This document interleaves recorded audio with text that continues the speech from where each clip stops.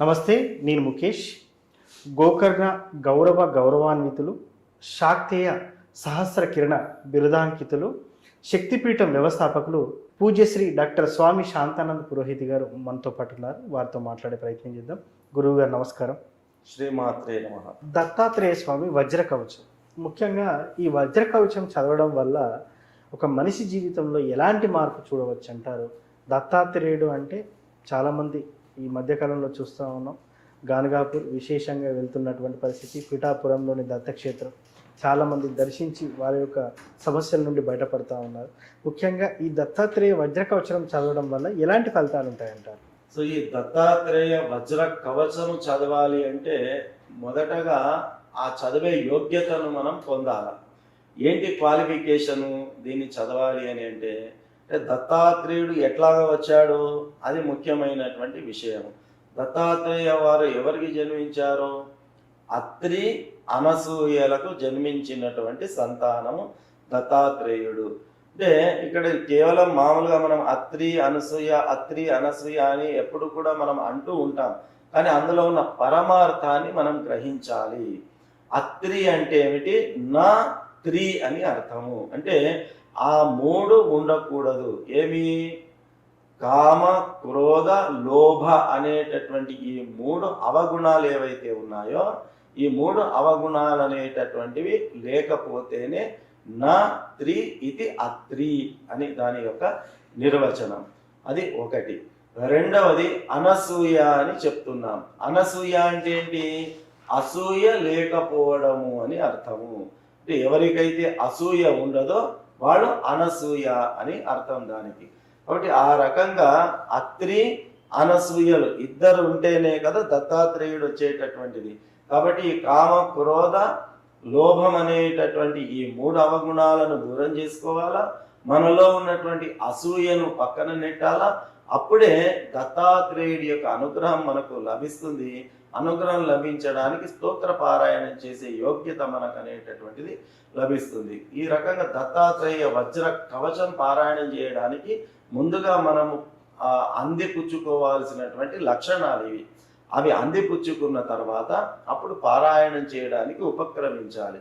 ఈ దత్తాత్రేయ వజ్ర కవచ పారాయణం చేయడం వల్ల సర్వము మనకు లభిస్తుంది. ఎందుకు అంటే బ్రహ్మ, విష్ణు, మహేశ్వరుల యొక్క స్వరూపమే దత్తాత్రేయుడు. కాబట్టి త్రిమూర్తులను మనము పూజిస్తే ఎలాంటి ఫలితం మనకు లభిస్తుందో దత్తాత్రేయుడిని స్మరించడం చేత, పూజించడం చేత, దత్తాత్రేయ స్తోత్ర పారాయణ చేయడం చేత ఆ త్రిమూర్తులను పూజించిన పూజా ఫలితం మనకు లభిస్తుంది.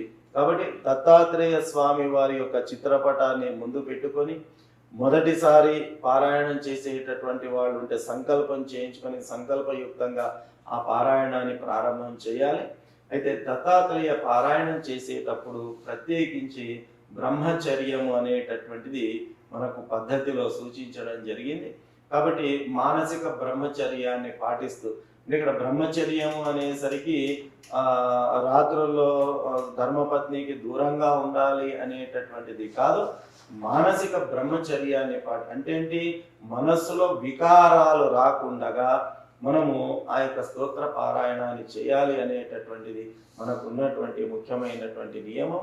కాబట్టి ఆ మనోవికారాలు లేకుండగా మనము ఆసన శుద్ధితో సంకల్పయుక్తంగా ఆ స్వామివారి చిత్రపటాన్ని ముందు పెట్టుకొని ఈ యొక్క స్తోత్ర పారాయణాన్ని చేసి మనము తప్పకుండా ఆ స్వామివారి యొక్క అనుగ్రహానికి పాత్రలు కావచ్చు. మీరు అనారోగ్య సమస్య అంటారా, ఆర్థిక సమస్య అంటారా, వ్యాపార సమస్య అంటారా, కుటుంబ సమస్య అంటారా, సంతాన సమస్య అంటారా, ఉద్యోగ సమస్య అంటారా, ఏదైనప్పటికీ కూడా ఆ స్వామివారి సంపూర్ణ అనుగ్రహం చేత ఈ అన్ని సమస్యలకు పరిష్కారం మనం పొందవచ్చు.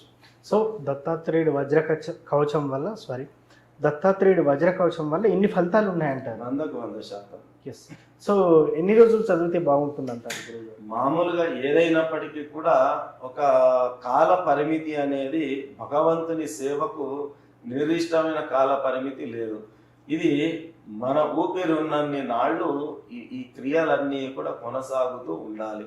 కాకపోతే కాలమాన పరిస్థితులను బట్టి పూర్తిగా ఎల్లప్పుడూ కొనసాగించేటటువంటి అవకాశం ఉండదు. కాబట్టి ఏ స్తోత్రమైనా ఏ పూజ అయినా మనకు ఒక పద్ధతి చెప్పారు. ఒక మండల పూజ, మండల దీక్ష అని, అంటే కనీసం 41 రోజుల కాలమైన ఒక స్తోత్రాన్ని ప్రారంభం చేశాము అంటే కనీసం కంటిన్యూస్గా 41 రోజులైన ఆ పారాయణాన్ని కొనసాగించాలి అనేటటువంటిది ఒక నియమం మనకు ఉన్నది. కాబట్టి కనీసం ఒక మండల కాలమైన ఆ స్తోత్ర పారాయణాన్ని మనం చేయాలి.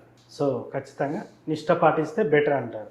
అలా చేస్తేనే కదా మనం కోరుకున్నటువంటి ఫలితాలు మనకు వచ్చేటటువంటిది. కాబట్టి ఆ యొక్క ఏ స్తోత్ర పారాయణం చేసినా, ఏ పూజ చేసినా కనీస విలువలను, కనీస నియమాలను, కనీస నిష్టను మనం పాటిస్తేనే దాని యొక్క ఫలితం అనేది ఉంటుంది. సో ముఖ్యంగా దత్తాత్రేయ వజ్ర కవచం చదవటం ఎలా చదవాలి, ఎలా చదివితే ఎటువంటి ఫలితం ఉంటుందని చాలా చక్కగా చెప్తున్నారు సార్. ధన్యవాదాలు. శ్రీమాత్రే నమః.